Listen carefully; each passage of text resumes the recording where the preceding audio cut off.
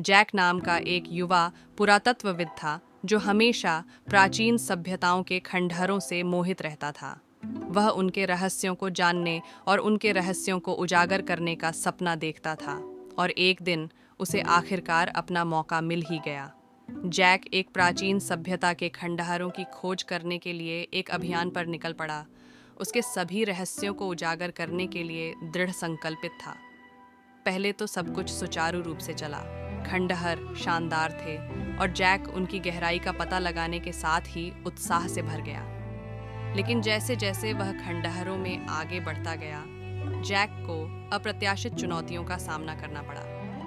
खंडहर जीर्ण शीर्ण अवस्था में थे और कई संरचनाएं ढह रही थीं। जैक को खतरनाक मार्गों से गुजरना पड़ा और अस्थिर खंडहरों पर चढ़ना पड़ा। हमेशा हर कोने में छिपे खतरों से सावधान रहना पड़ा। चुनौतियों के बावजूद जैक अपने जीवन का सबसे अच्छा समय बिता रहा था। वह वही कर रहा था जो उसे पसंद था, और वह हर दिन नई चीजें खोज रहा था।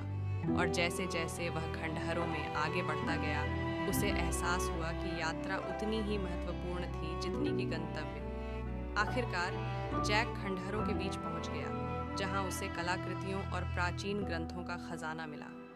वह अपनी खोज से बहुत खुश हुआ और अगले कई महीने कलाकृतियों का अध्ययन करने और ग्रंथों को समझने में बिताए।